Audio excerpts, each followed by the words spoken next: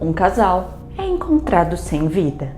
Um ex-presidiário é o principal suspeito dos investigadores e por razões um tanto quanto óbvias. A sua carteira de motorista foi encontrada na cena do crime. No passado, isso poderia ter sido o suficiente para uma condenação, mas uma colher de sorvete levou os investigadores em uma direção diferente. À medida que os detetives mergulhavam mais fundo no caso, tornava-se evidente que as circunstâncias em torno dos acontecimentos eram mais complexas do que inicialmente pareciam. O desenrolar desse enigma intrigante estava apenas começando, com segredos sombrios e reviravoltas imprevistas aguardando para serem reveladas. Felizmente, o verdadeiro responsável por tirar a vida do casal foi identificado e capturado, o que aconteceu com o auxílio da genética forense.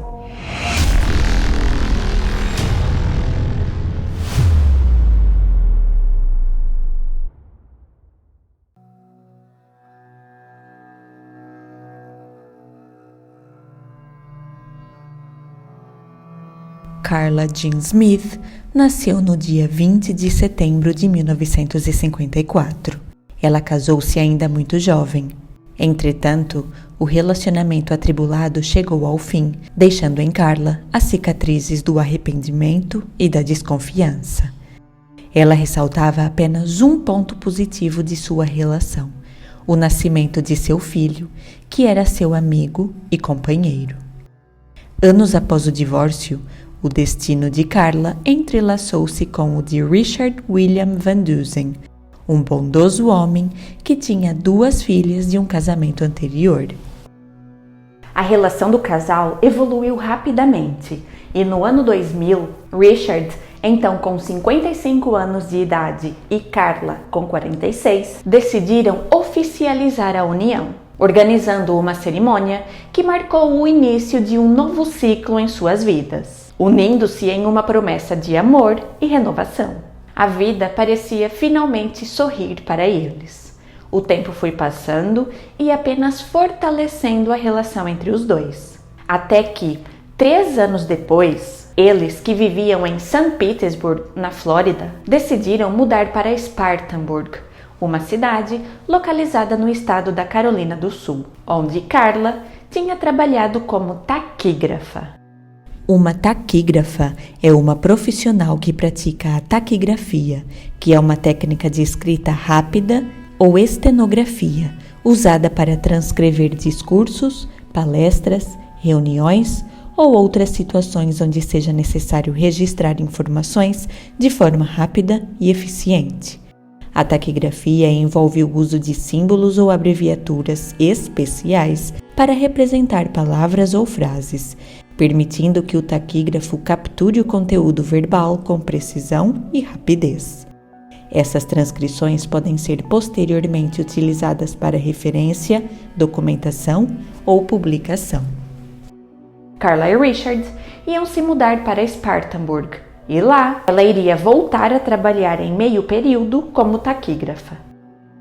Com planos meticulosamente traçados e um vislumbre de um novo começo, eles não podiam prever que o destino reservava para eles um desfecho muito diferente do que eles imaginavam. Enquanto se preparavam para essa nova fase de suas vidas, Carla e Richard não podiam suspeitar que caminhavam em direção ao fim. Por trás dos sorrisos e dos planos de uma nova vida em Spartanburg, escondia-se um véu sombrio, um presságio sinistro que pairava sobre o destino do casal.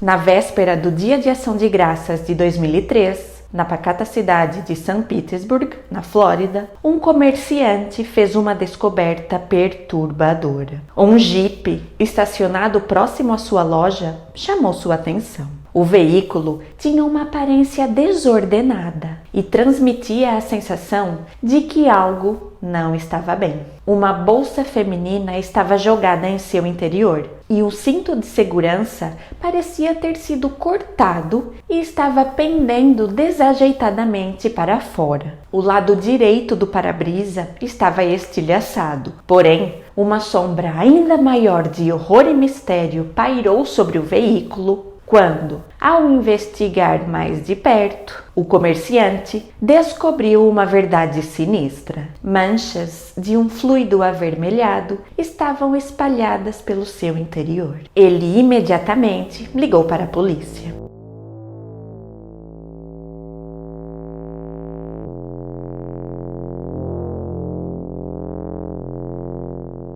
Os primeiros policiais que chegaram ao local constataram que as portas do veículo estavam destrancadas. Eles então checaram o conteúdo da bolsa feminina que estava dentro deste e descobriram que esta continha itens pessoais, documentos e algum dinheiro. Os policiais verificaram que o Jeep pertencia a Richard e Carla Van Dusen. O celular de Carla foi encontrado no banco da frente. Enquanto os policiais se preparavam para tentar localizar Richard e Carla, subitamente eles ouviram gritos e pedidos de socorro. Eles rapidamente se deslocaram na direção dos pedidos de ajuda e, após percorrerem alguns metros, se depararam com uma cena de horror. Os gritos vinham de alguns moradores da região e no meio da estrada estavam 2 corpos. Posteriormente, através de uma identificação visual, ficou estabelecido que eles eram Richard e Carla. Deu-se início a um mistério intrigante e a uma investigação minuciosa. Quem teria sido capaz de tirar a vida de 2 pessoas que pareciam não ter inimigos? A investigação tornava-se ainda mais complexa pelo fato deste caso ser constituído por 2 cenas de crime, nomeadamente o Jeep e a área onde os corpos tinham sido encontrados. Com base nas evidências e na localização dos corpos, os investigadores achavam que o responsável por aqueles atos era alguém que os Van Dusen conheciam. Um dos investigadores expressou a opinião de que, provavelmente, a pessoa responsável estava no veículo com Richard e Carla. Ele destacou que Richard parecia ter sido forçado a sair do carro, sugerindo que ele foi alvo de violência fora do veículo. Além disso, o investigador afirmou que Carla tinha sido alvejada ainda dentro do Jeep, enquanto estava sentada dentro do veículo. Essas observações sugeriam um cenário complexo, que envolvia mais do que apenas as vítimas, e levantavam questões sobre a presença e as ações de uma terceira pessoa no local.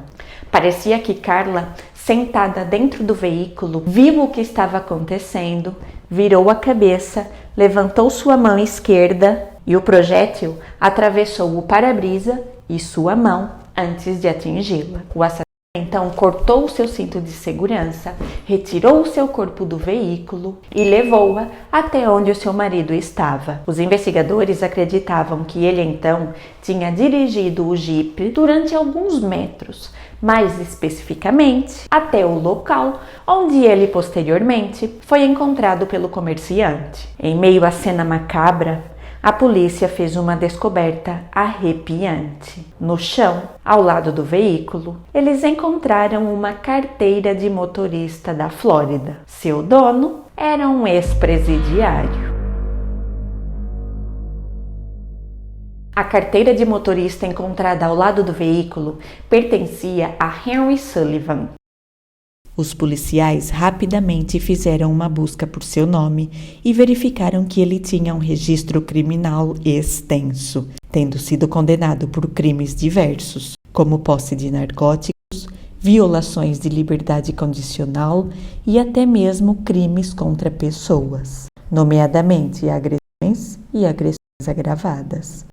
Os investigadores decidiram sair em busca de Henry Sullivan, com o coração acelerado e os sentidos aguçados pela antecipação do desconhecido.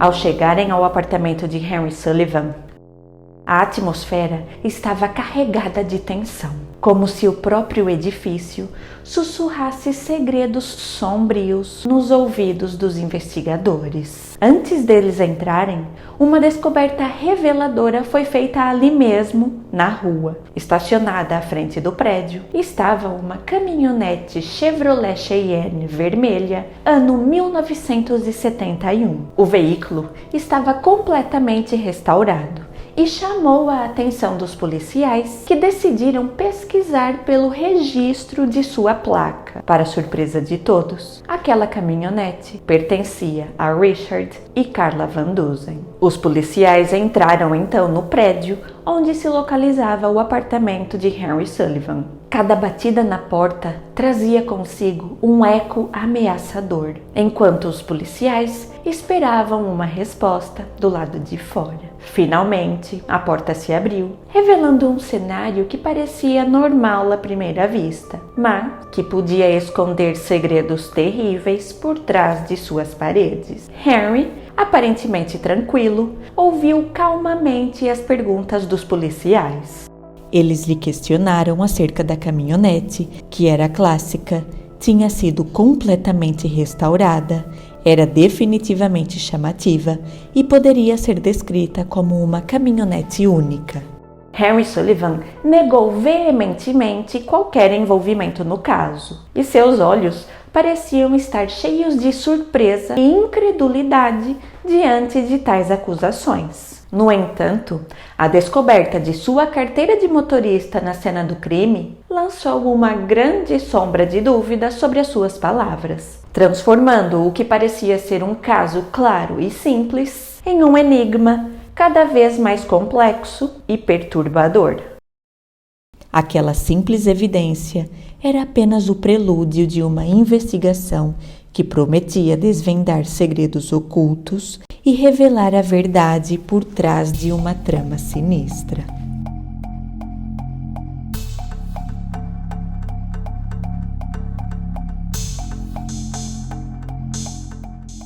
Amigos e familiares não conseguiam acreditar que Richard e Carla Van Dusen tinham sido assassinados.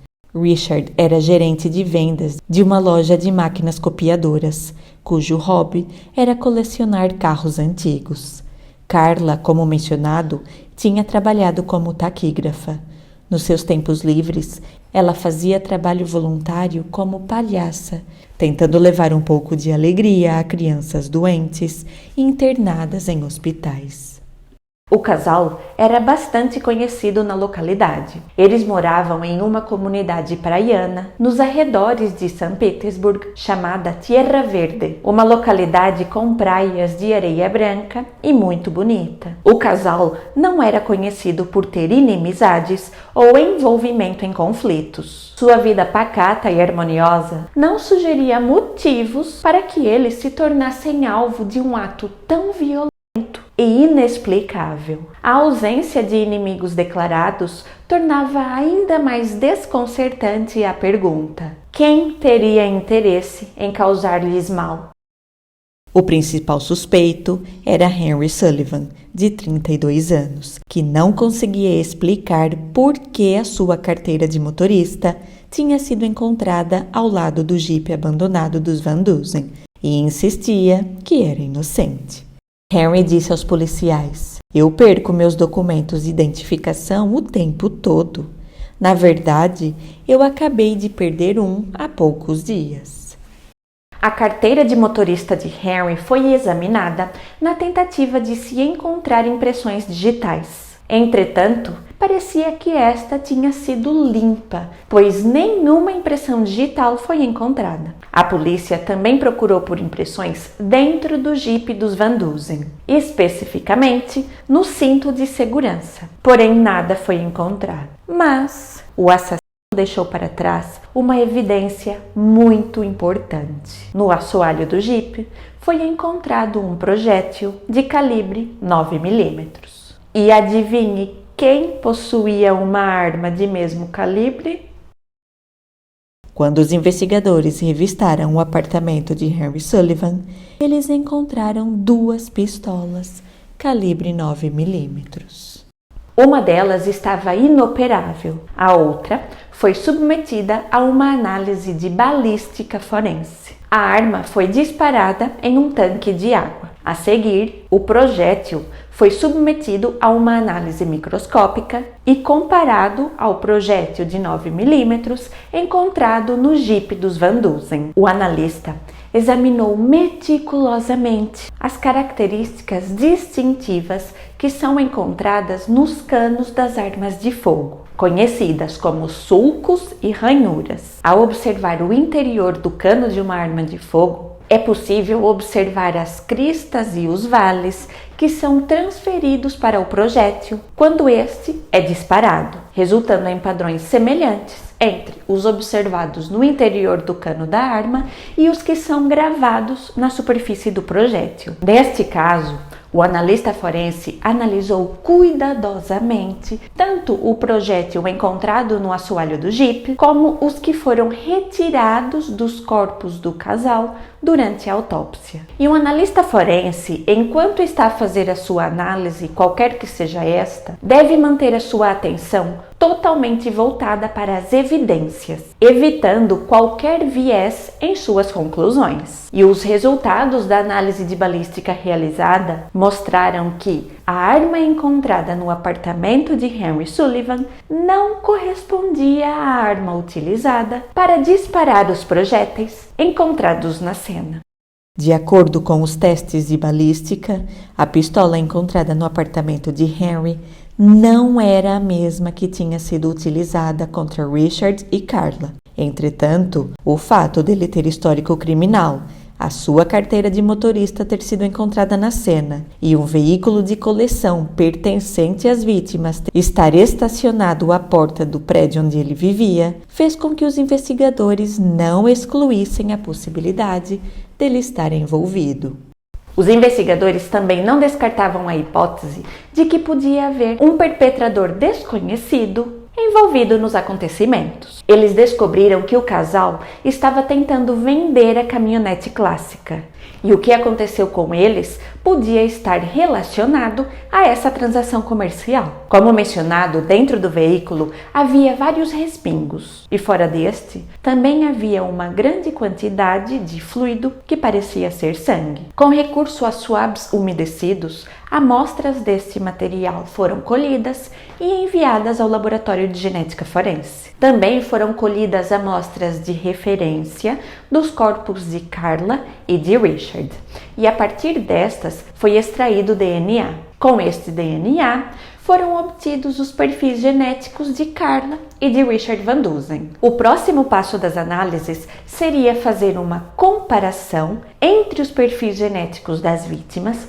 e os perfis genéticos obtidos através das amostras criminais, para assim não apenas identificar quais amostras eram provenientes de Richard e quais vinham de Carla, o que ajudaria a reconstruir os eventos, mas também verificar se, dentre aquelas amostras, havia alguma que não apresentasse correspondência com o perfil de Richard nem com o de Carla. E assim, a amostra em questão podia ser proveniente do perpetrador de identidade desconhecida. Dias depois, o Laboratório de Genética Forense emitiu os relatórios periciais das análises das amostras biológicas relacionadas a este caso.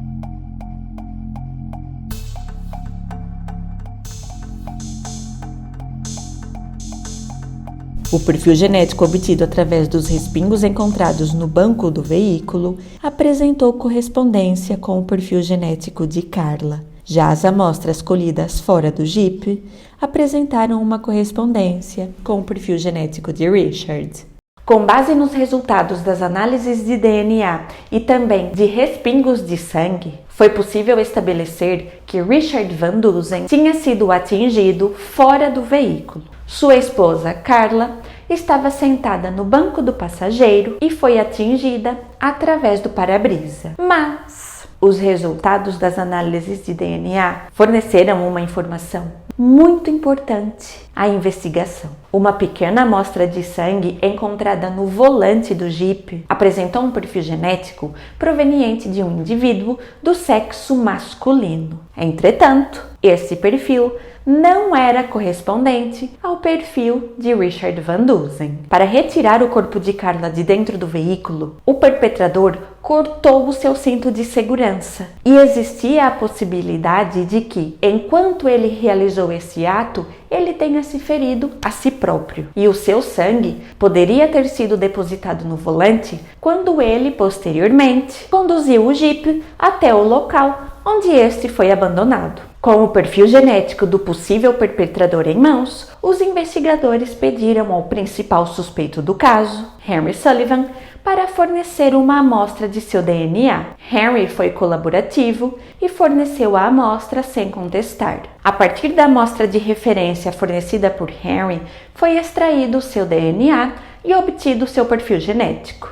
E quando este foi comparado ao perfil obtido através do sangue encontrado no volante, os resultados indicaram que não houve uma correspondência.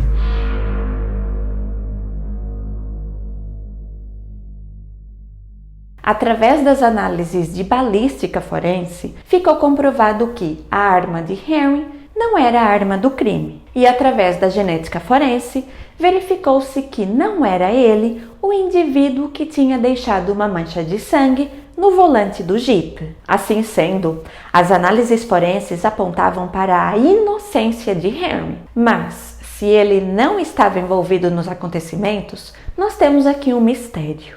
Como a sua carteira de motorista foi parar na cena do crime? E agora, este caso ganha mais uma camada de mistério. Através de um trabalho investigativo, os policiais logo conseguiram formular outra teoria sobre como o documento de Henry chegou à cena. Henry tinha um irmão chamado Justin e havia uma ordem de prisão contra Justin relativa a fatos anteriores e não relacionados a este caso. E na noite dos trágicos eventos, Justin foi parado pela polícia por ter cometido uma infração de trânsito. Como tinha uma ordem de prisão contra ele e, se ele fosse identificado, ele iria imediatamente para a prisão, Justin decidiu dizer aos policiais que o seu nome era Henry.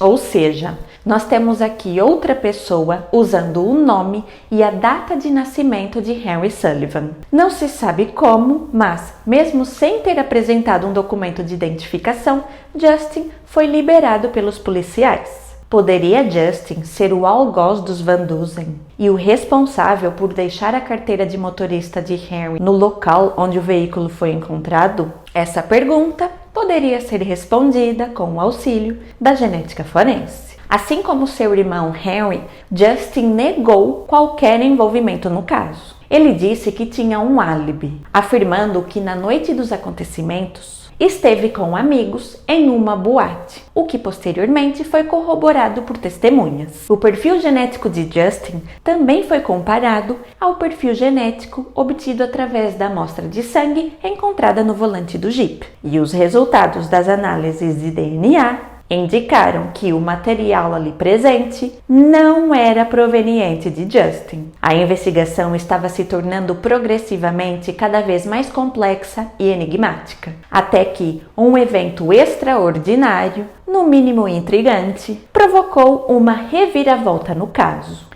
Os analistas da cena de crime voltaram então sua atenção para a caminhonete vermelha clássica dos Van Dusen, encontrada estacionada próxima ao apartamento de Henry Sullivan. E enquanto eles analisavam o veículo, houve um incidente bizarro nesta investigação já incomum. Os analistas foram abordados por um homem que perguntou por que é que eles estavam examinando aquela caminhonete, pois ela era dele.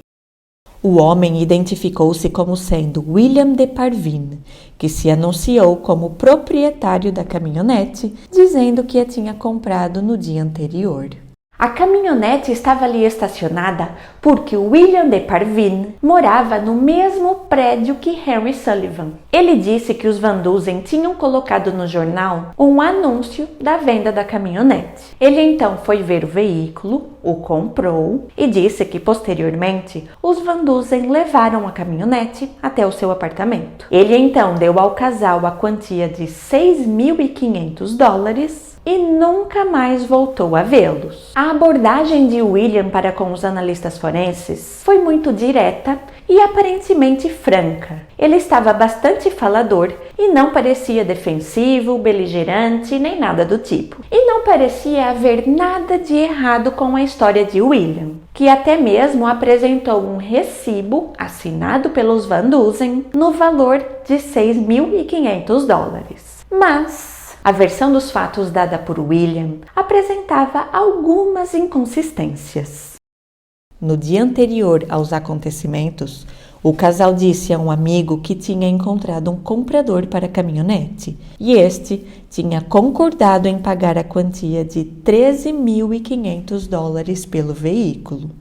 Algo não estava certo. Os policiais solicitaram então que William comparecesse à delegacia para dar uma entrevista, pedido ao qual ele respondeu solícita e prontamente. Durante a entrevista, William de Parvini disse que os Van Dusen saíram de seu apartamento por volta das 5:30 da tarde, mas havia informações que contradiziam essa afirmação. Na noite dos acontecimentos, Carla Van Dusen ligou para sua mãe às 6:37 da noite e Carla estava muito animada. Ela disse: "Sim, eu estou no Jeep. Eu estou dirigindo atrás do Rick e do cara que comprou a caminhonete vermelha, porque ele disse que sabe de um lugar que pode tratar da documentação da venda ainda esta noite." Embora Carla nunca tenha mencionado o nome do comprador, a alegação colocou o comprador, presumivelmente William de Parvini, dentro da caminhonete vermelha com Richard 1 hora mais tarde, em relação à hora que William disse que tinha recebido a caminhonete em seu apartamento. Que razões ele teria para mentir? A mãe de Carla disse que, ao receber aquela ligação, pensou: qual é a pressa desse homem para sair à noite e fazer a papelada da compra de uma caminhonete? Por que ele não podia esperar até o dia seguinte? Ao ser confrontado com essa versão dos fatos, William de Parvini negou ser o homem que estava dentro da caminhonete com Richard Van Dusen. Uma investigação detalhada de antecedentes criminais revelou que esta não era a primeira vez que William de Parvini tinha envolvimento com as autoridades. Foi descoberto que William possuía um extenso histórico de prisões por crimes graves e que ele tinha sido recentemente libertado da prisão, estando atualmente em liberdade condicional. William tinha acabado de cumprir uma pena de 9 anos por uma acusação relacionada à posse de armas de fogo. Diante dessas descobertas alarmantes, os investigadores decidiram abordar William e perguntar se ele podia fornecer uma amostra biológica contendo seu DNA. William disse que não. Nessa altura da investigação, não havia indícios suficientes para implicar William nos trágicos eventos. Portanto, os investigadores não tinham os fundamentos necessários para conseguir um mandado que o obrigasse a fornecer uma amostra de DNA. No entanto, eles buscaram alternativas. Os investigadores estavam determinados a conseguir uma amostra biológica de William, e eles adotaram diversas estratégias para alcançar esse objetivo. Uma equipe dedicada de detetives foi designada para monitorar de perto os movimentos de William, com a esperança de que ele inadvertidamente realizasse ações que possibilitassem a coleta de uma amostra de seu DNA. Eles o mantiveram sob uma vigilância constante, observando atentamente seus comportamentos e interações, em busca da oportunidade para obter a evidência genética necessária para avançar na investigação. No entanto, seguir William era um desafio complexo. Quando ele estava em locais públicos, como shoppings, os detetives trabalhavam em equipe, se revezando para não levantar suspeitas. Porém, mesmo com uma equipe de vigilância de tamanho considerável, segui-lo sem que ele percebesse era uma tarefa árdua, especialmente considerando sua cautela e inteligência. Durante os períodos em que esteve encarcerado, William dedicou-se a estudar e obteve um diploma em Direito, o que demonstrava sua determinação e capacidade intelectual. Ele era muito meticuloso em seus movimentos, talvez por disciplina ou por estar ciente de que estava sendo observado. Sua abordagem meticulosa em relação aos seus movimentos sugeria uma consciência aguçada de sua situação e da vigilância a que estava sendo submetido. Os investigadores reconheceram que William de Parvine era um indivíduo muito perspicaz e fora do comum, o que tornava ainda mais desafiadora a tarefa de observá-lo e coletar informações relevantes para o caso em questão. William levava um estilo de vida muito monótono, que foi descrito pelos investigadores como sendo muito sem graça. Ele se levantava de manhã, ia para o trabalho, voltava para casa, passando todo o seu tempo livre dentro de seu pequeno apartamento, a seguir ia dormir e no dia seguinte repetia tudo outra vez. William era um trabalhador da construção civil, conhecido por sua rotina monótona e pela ausência de vida social.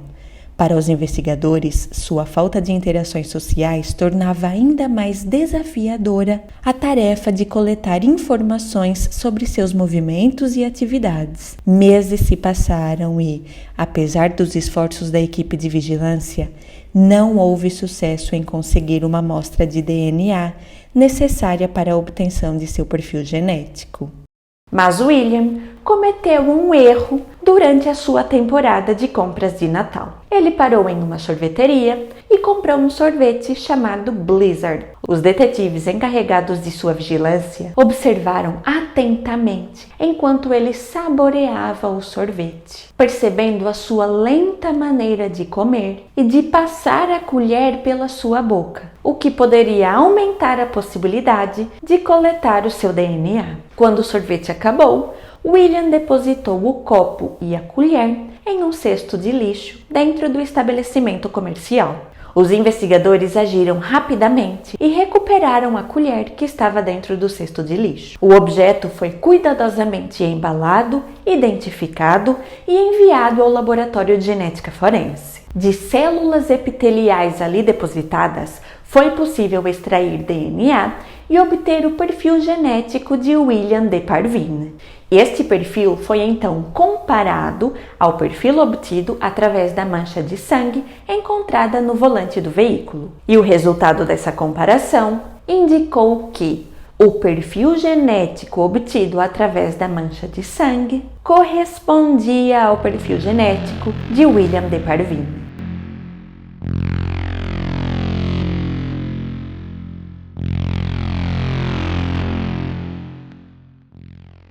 Com a correspondência de DNA, os investigadores conseguiram que fosse emitido um mandado ordenando a prisão de William, que foi acusado de assassinato em primeiro grau. Apesar das acusações e das evidências a incriminá-lo, William de Parvine permanecia firme em sua declaração de inocência. Ele defendia veementemente que Henry Sullivan, seu vizinho, era o verdadeiro responsável pelos acontecimentos, apontando para o mistério em torno de sua carteira de motorista ter sido encontrada na cena do crime como prova irrefutável de sua teoria. Enquanto as acusações pairavam sobre William como uma nuvem sombria, ele se mantinha inabalável em sua posição, aguardando o veredito do júri que determinaria o seu destino. O palco estava montado para um momento épico no tribunal, onde a verdade finalmente viria à tona. William de Parvine admitiu ter estado com Richard e Carla Van Dusen na noite dos acontecimentos. Ele disse que comprou a caminhonete do casal e que, após pagar por ela, nunca mais os viu. No entanto, os promotores não acreditavam nessa versão dos fatos. Eles alegaram que os Van Dusen entregaram o carro a William, que não tinha os $13.500 para pagar pelo veículo. Então pediu-lhes para segui-lo, dizendo que iria até a casa de um amigo para buscar o dinheiro. Registros telefônicos indicavam que Carla utilizou o seu celular para ligar para sua mãe às 6h37 da tarde. Durante essa chamada, ela disse a sua mãe, que estava no Jeep, seguindo Richard e o homem que tinha comprado a caminhonete vermelha. A seguir, embora ninguém soubesse o motivo, aparentemente eles deixaram a caminhonete em um local desconhecido e os três entraram no Jeep a caminho de pegar o dinheiro. William usou a sua astúcia e algum argumento muito convincente e os três entraram no Jeep para ir buscar o dinheiro. Naquele momento crucial, William conduziu os Van Dusen até uma estrada deserta, onde o cenário parecia desprovido de qualquer sinal de vida ou ajuda. Um pressentimento de angústia pode ter permeado a atmosfera quando eles se deram conta de que não havia sinal do amigo supostamente presente na transação, nem da quantia de dinheiro prometida. William, então, mostrou uma arma, forçando Richard a sair do Jeep. E logo a seguir, um estampido ecoou, cortando o silêncio noturno. Carla, que estava dentro do Jeep ainda usando o cinto de segurança, também foi atingida. Em meio ao caos, William, com mãos trêmulas, cortou o cinto de segurança de Carla para removê-la do veículo, inadvertidamente ferindo-se no processo. A seguir, quando ele conduziu o Jeep até outro local, antes de ir buscar a caminhonete, ele deixou vestígios de seu próprio sangue no volante. O Jeep, agora manchado de sangue e traição, testemunhava o desdobrar de uma tragédia cruel. Antes de desaparecer na escuridão da noite, William deixou para trás a carteira de motorista de Harry Sullivan, um gesto calculado para semear confusão e culpabilizar Harry. Não se sabe se ele deliberadamente roubou o documento de Henry ou se encontrou este nas redondezas do prédio onde ambos viviam. Em um último esforço para encobrir os seus atos, William forjou uma nota fiscal que atestava a compra da caminhonete. A arma que William utilizou para perpetrar os seus atos não foi encontrada. Enquanto isso, o casal Van Dusen, conhecido por sua bondade e integridade na comunidade, estava prestes a começar uma nova vida. Carla e Richard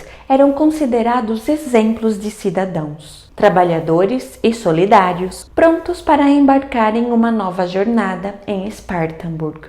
Eles esperavam ansiosamente por esse recomeço, almejando deixar para trás as adversidades do passado e abraçar um futuro cheio de promessas e oportunidades.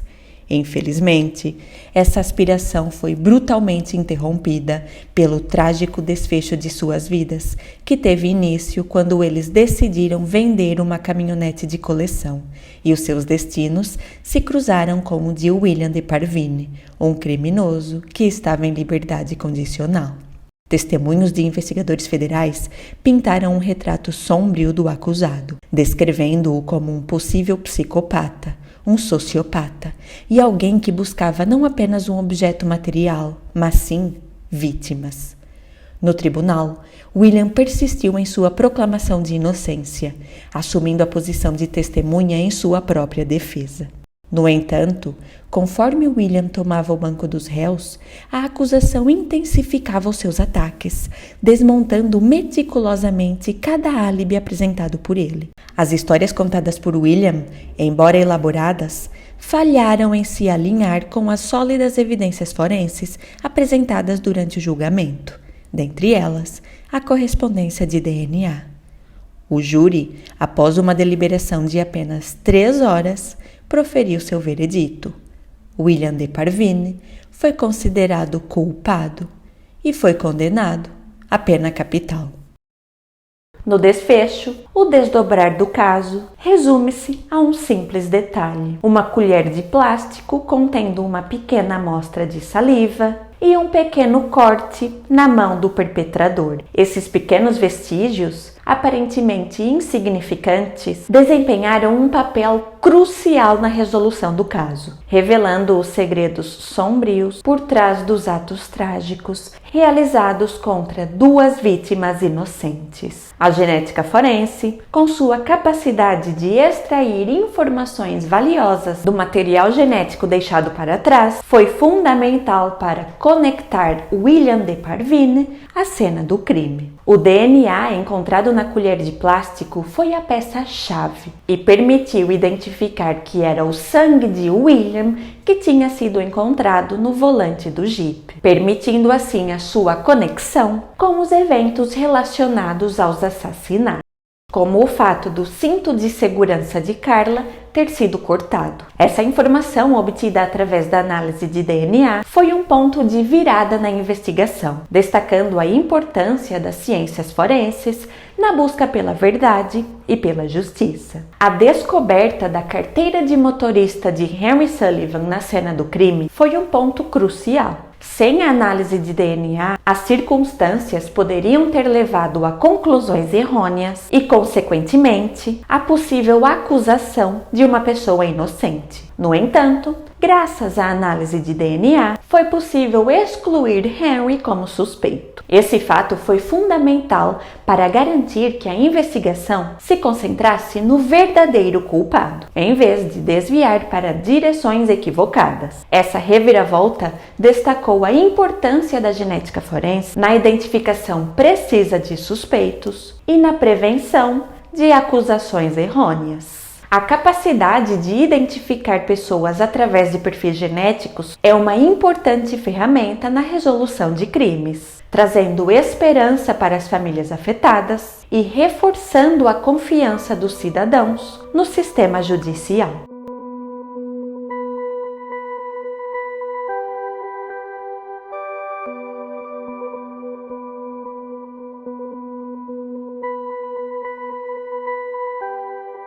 Eu espero que você tenha gostado do caso de hoje. Obviamente, não da história em si, mas sim da forma como eu apresentei os fatos. Caso tenha gostado, peço que suporte o meu trabalho, deixando aqui o seu like, se inscrevendo e compartilhando esse vídeo com pelo menos um amigo que você acha que também vai se interessar pelo assunto. Se você tiver a possibilidade, considere se tornar um membro do canal. Assim, você vai ter acesso antecipado a todo o conteúdo, além de outras vantagens. Para você que chegou até aqui no fim do vídeo, eu deixo o meu mais sincero agradecimento.